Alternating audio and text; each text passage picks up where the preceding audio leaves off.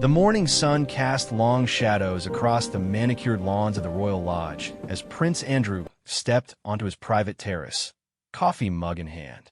The sprawling 30-room mansion in Windsor Great Park had been his sanctuary for over 2 decades, but today the silence felt different. The usual bustle of royal protection officers had diminished to a skeleton crew, and the gardening staff worked with an unusual urgency, as if they too sensed the uncertainty hanging in the air. Andrew had always been the spare heir, the backup plan, but he had never felt as displaced as he did in these quiet morning hours. The Royal Lodge, gifted to him by his mother Queen Elizabeth II in 2003, represented more than just bricks and mortar.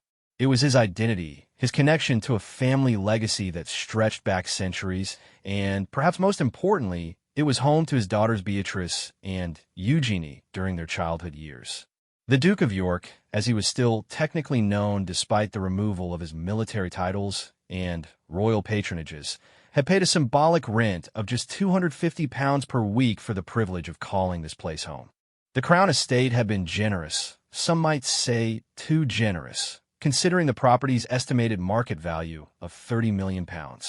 But those arrangements had been made in different times, when Andrew was still a working member of the royal family, when his naval service in the Falklands War was remembered more than his association with Jeffrey Epstein. Walking through the grand hallways, Andrew's footsteps echoed against the polished wooden floors. Family photographs lined the walls, capturing happier moments when his daughters were young, and the world seemed full of possibilities. There was Beatrice at her first horse show, Eugenie graduating from university, and countless Christmas mornings when the Royal Lodge had been filled with laughter and the chaos of unwrapping presents. The mansion itself told the story of British royal history. Built in the 1660s as a hunting lodge, it had been expanded and renovated multiple times over the centuries. The Queen Mother had lived here before Andrew, turning it into a warm family home rather than a cold royal residence. Andrew had continued that tradition, filling the rooms with comfortable furniture, books, and the kind of personal touches that made a house feel lived in rather than museum-like. But comfort came with a price, and that price was becoming increasingly difficult to justify. The annual running costs of the Royal Lodge were estimated at over £400,000, covering everything from heating the vast rooms to maintaining the extensive grounds. The gardening alone required a team of 6 full-time staff, while the house itself needed constant upkeep to preserve its historical features and modern amenities. Andrew's financial situation had become a subject of intense media speculation since his withdrawal from public duties in 2019. Without the income from royal duties, and with legal fees mounting from various challenges, maintaining such an expensive lifestyle was becoming unsustainable. The irony wasn't lost on him that he was fighting to keep a home that was slowly bankrupting him. The telephone rang, interrupting his morning contemplation. It was his private secretary, delivering news that had become all too familiar in recent months. Another newspaper inquiry about his living arrangements, another question about whether he would voluntarily downsize, another reminder that his every move was being scrutinized by a public that had largely turned against him. Through the large windows overlooking the gardens, Andrew could see photographers with long lenses positioned just beyond the estate boundaries. They had become a permanent fixture, hoping to capture some sign of his next move. Would he emerge with moving boxes? Would there be removal vans in the driveway?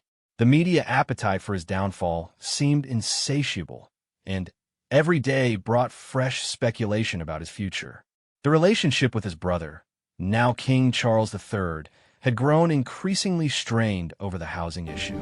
Charles had been vocal about his desire to streamline the monarchy, to reduce costs, and eliminate what critics called the hangers-on who lived in royal properties without contributing to the institution. Andrew understood the position, but couldn't help feeling that his decades of service, his military career, and his role as the Queen's favorite son should count for something. Letters from the Crown Estate had begun arriving with increasing frequency, politely, but firmly suggesting that perhaps it was time to consider alternative arrangements that might be more suitable to current circumstances. The language was diplomatic, but The message was clear. The Royal Lodge was becoming an embarrassment, a symbol of royal excess at a time when the monarchy was trying to modernize and reconnect with ordinary people struggling with their own housing costs. Andrew's daughters had offered to help financially, but accepting money from Beatrice and Eugenie felt like admitting defeat. They had their own lives to build, their own futures to secure, and he couldn't bear the thought of becoming a burden to the children he had worked so hard to provide for during their younger years. The question that haunted his quiet moments was simple yet profound. What makes a house a home? Was it the building itself, with its grand rooms and historical significance? Was it the memories created within those walls?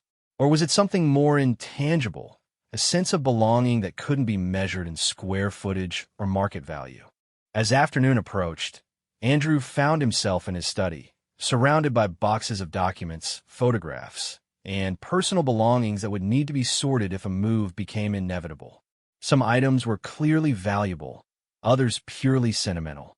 There were his naval medals, certificates from various royal duties, letters from dignitaries around the world, and countless school projects that Beatrice and Eugenie had proudly brought home over the years.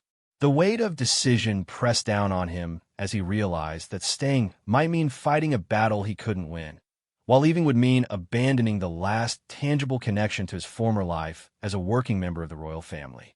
The Royal Lodge had been his refuge during the storms of recent years, but it was becoming increasingly clear that refuge came with a price that extended far beyond money. Evening brought a phone call from a close friend, someone who had known him since their naval days together. The conversation was careful, diplomatic, but the underlying message was clear. Sometimes the most dignified retreat is a strategic withdrawal.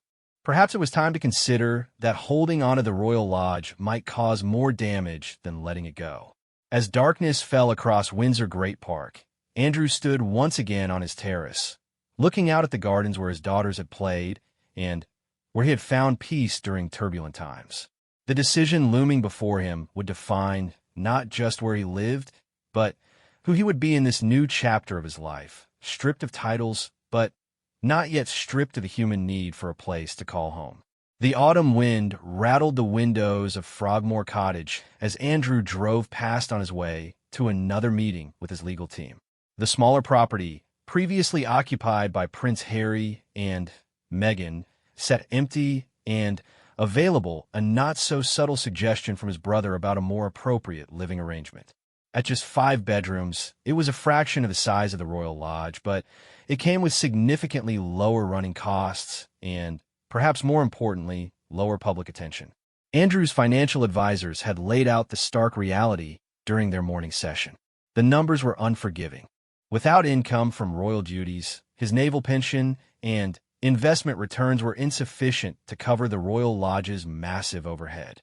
The heating bills alone during winter months reached astronomical figures, while the property taxes and insurance costs continued to climb.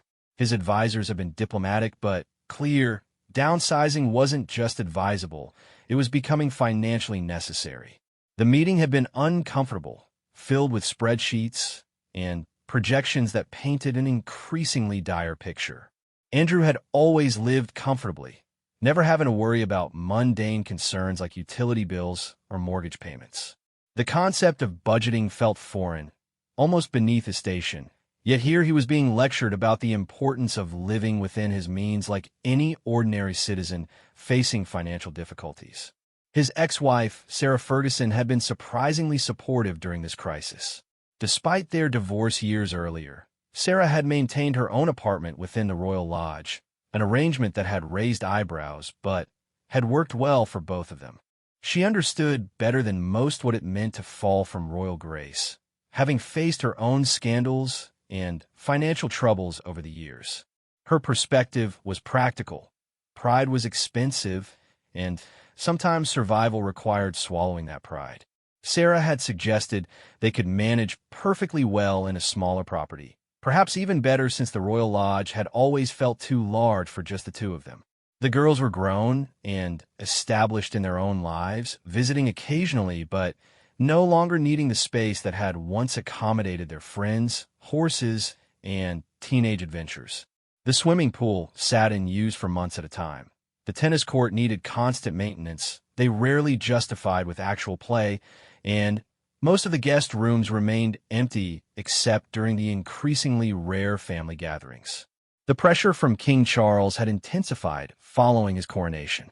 The new monarch was determined to present a modern, streamlined royal family that reflected contemporary values of fiscal responsibility and environmental consciousness.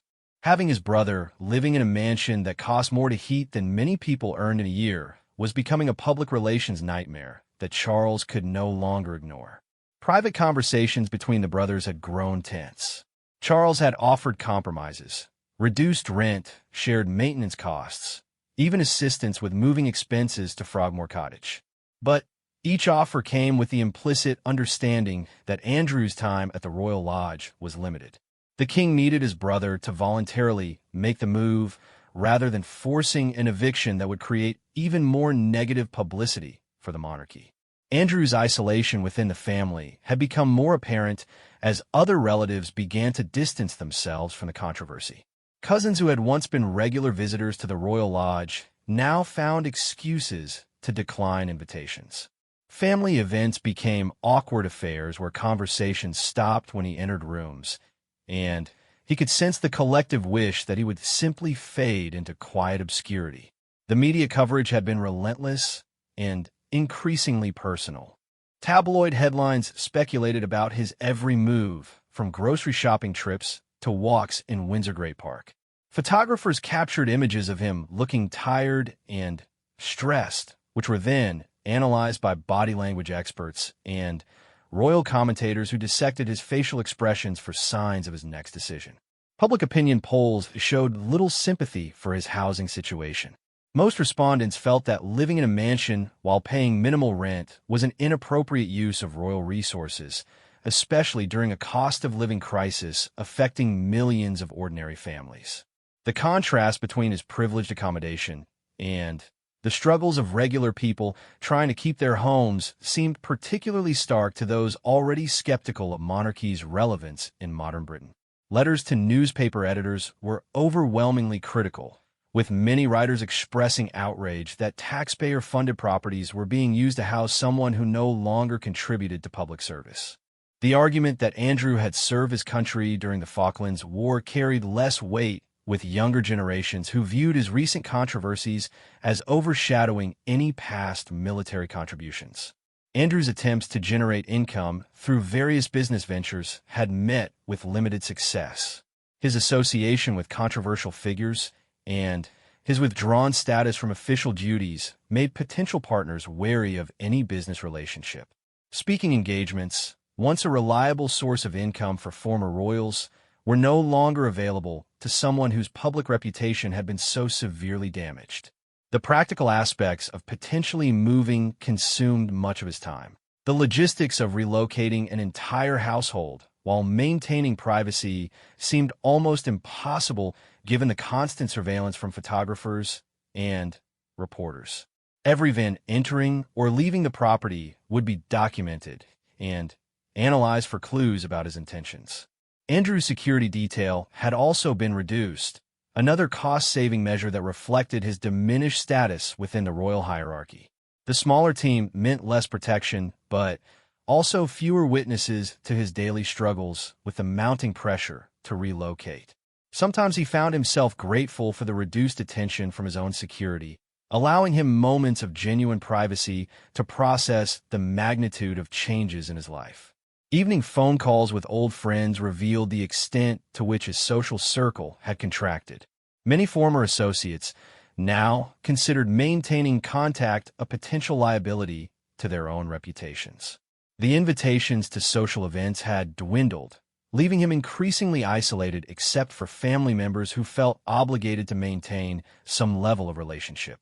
Financial consultants had suggested that selling personal assets might provide temporary relief, but most of his valuable possessions were gifts from his mother or items with sentimental rather than monetary value. The Queen's personal gifts to him over the years held emotional significance that made selling them feel like a betrayal of her memory and their relationship. As winter approached, the heating costs of the Royal Lodge would rise significantly, adding another layer of financial pressure to an already unsustainable situation.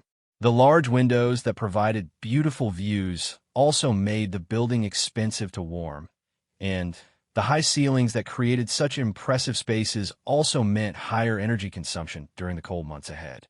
The formal letter arrived on a Tuesday morning, bearing the official seal of the Crown Estate. Andrew had been expecting it, yet seeing the words in black and white still came as a shock. The polite but firm language indicated that his lease arrangement for the Royal Lodge was under comprehensive review and that alternative accommodation options needed to be seriously considered within the coming months. Sarah Ferguson found him reading the letter in the morning room, his face pale and hands slightly trembling. She had seen him weather many storms over the years, but this felt different. This wasn't a temporary scandal that would blow over with time and careful public relations management. This was a fundamental restructuring of his entire life, stripping away the last vestiges of his former status and forcing him to confront a future he had never imagined. The letter detailed the various properties available within the Royal Estate portfolio. Frogmore Cottage topped the list, described as a charming and historically significant residence with modern amenities and manageable maintenance requirements. The subtext was clear. This was what the royal family considered appropriate for someone in Andrew's position, regardless of his personal preferences or emotional attachments to the Royal Lodge. Andrew's daughters had been informed of the situation during a family dinner the previous weekend. Beatrice and Eugenie had both offered financial assistance, but their father's pride made accepting help from his children feel like admitting complete failure. They had grown up in the Royal Lodge, celebrating birthdays and holidays in its grand rooms, and the thought of them having to financially rescue him from the home where they had created so many memories felt deeply painful. Professional estate agents had been quietly consulted about the potential market value of the Royal Lodge's lease, though any transaction would require approval from the Crown Estate and, ultimately, the king himself. The agents were clear that finding a private buyer willing to take on such an expensive property with royal restrictions would be challenging, especially given the intense media scrutiny that would accompany any such deal. The practical challenges of downsizing seemed overwhelming when Andrew actually began the process. Personal belongings that had accumulated over 20 years at the Royal Lodge filled room after room. Military memorabilia, family photographs, gifts from foreign dignitaries, and furniture chosen specifically for the larger spaces would need to be sorted, stored, or sadly discarded. His collection of naval books and maritime artifacts alone filled an entire library room. These weren't just decorative items, but represented his passion for naval history and his pride in his military service. Finding space for them in a smaller property would require difficult decisions about what truly mattered versus what had simply become familiar surroundings.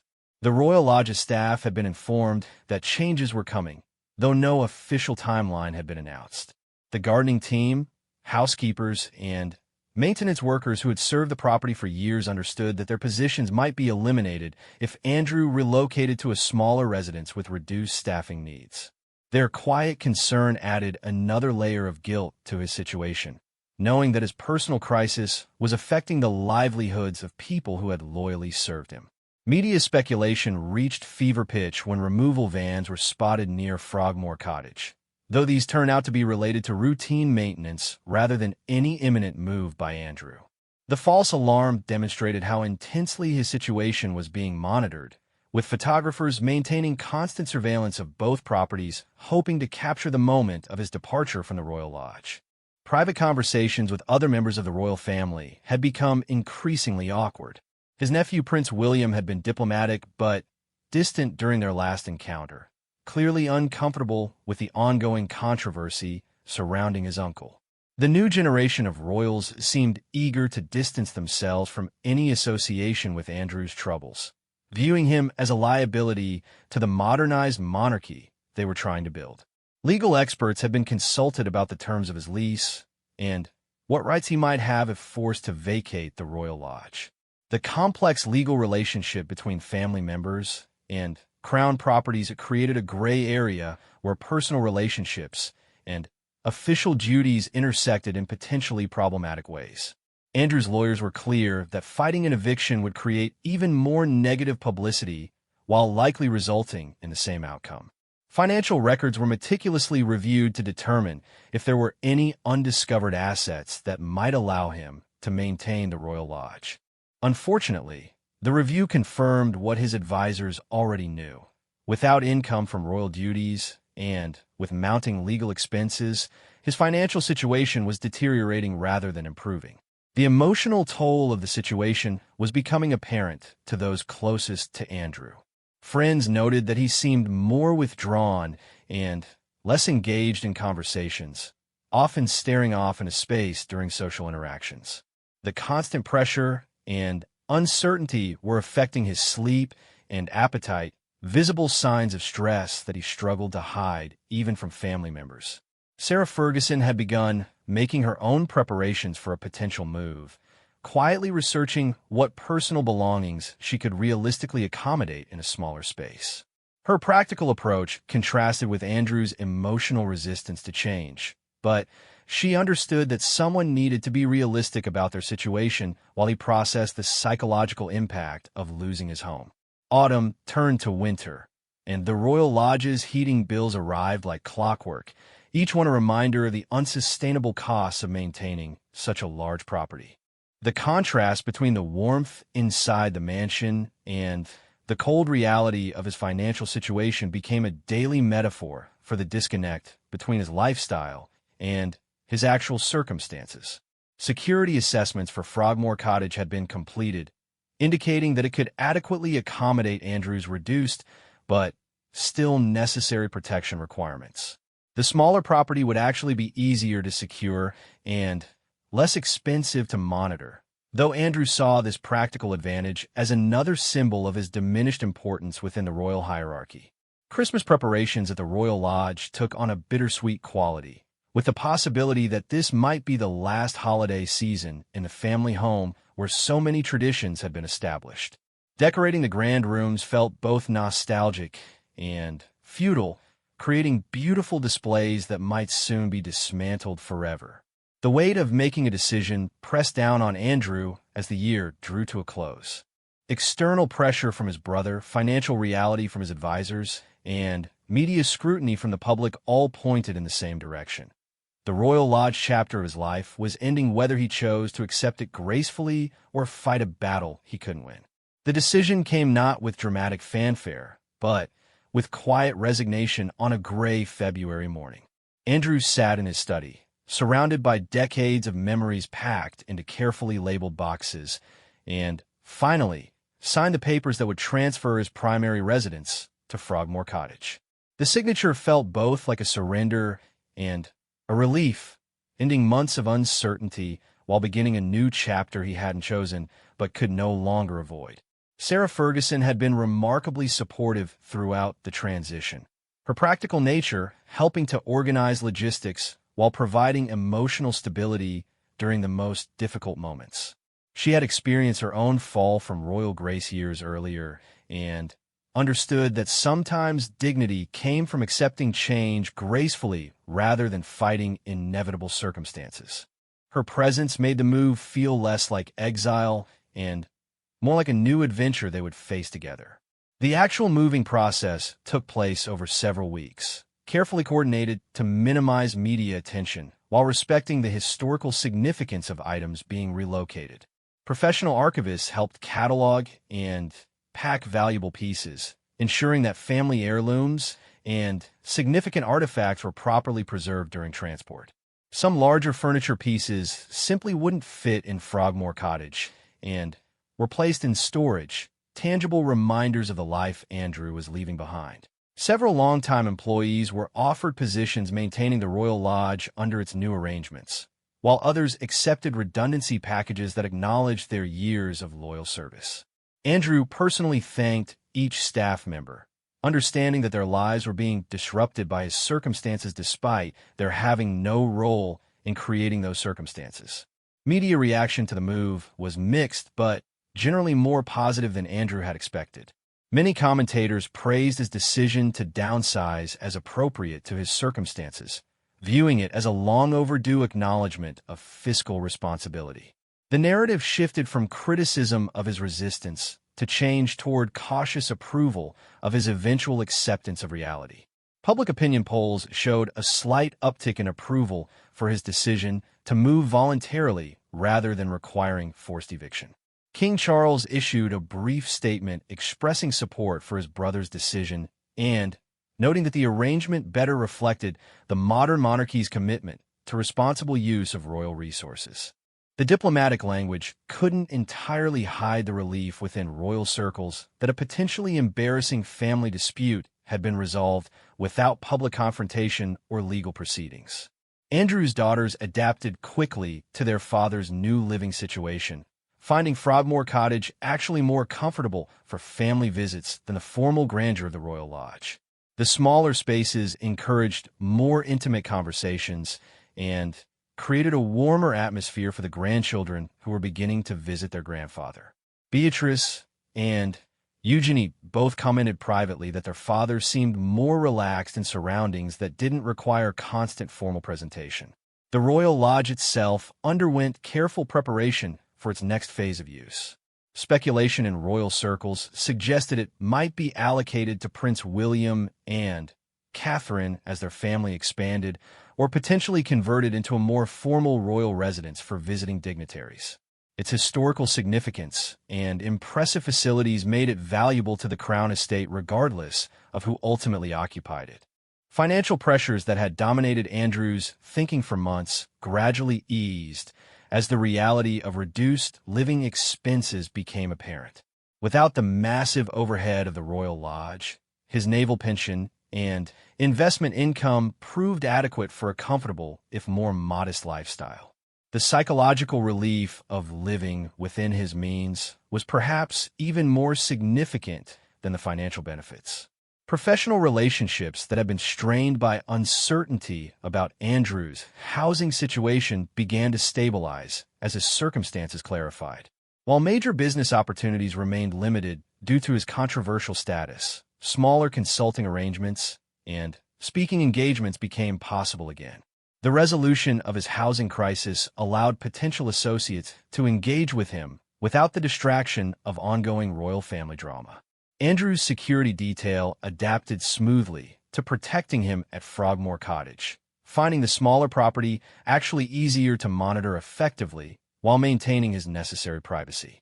The reduced costs of providing security were welcomed by authorities responsible for royal protection, allowing resources to be allocated more efficiently across other family members' needs. Social relationships gradually improved as friends felt more comfortable visiting Andrew in his new home. Frogmore Cottage's informal atmosphere encouraged more relaxed interactions than the formal entertaining that had been expected at the Royal Lodge. Old Navy friends particularly appreciated the more casual setting that reminded them of the Andrew they had known during his military service. The transition sparked broader discussions about royal family housing arrangements and financial transparency. Andrew's situation highlighted questions about appropriate accommodation for non-working royals and whether traditional arrangements reflected contemporary expectations of public accountability. These conversations contributed to ongoing reforms aimed at modernizing royal finances and reducing public criticism of royal lifestyle costs. 12 months after the move, Andrew reflected on the year that had transformed his living situation and life circumstances. Walking through Frogmore Cottage's modest but beautiful rooms, he realized that home had never really been about the size of the building or the grandeur of the furnishings. It was about feeling secure, comfortable, and surrounded by people who mattered to him. The garden at Frogmore had become his refuge, a place where he could work with his hands and find peace away from public scrutiny. Growing vegetables and tending flowers provided a sense of purpose and accomplishment that had been missing during his years of enforced inactivity following his withdrawal from royal duties. Evening conversations with Sarah often touched on their shared relief at having navigated the housing crisis successfully.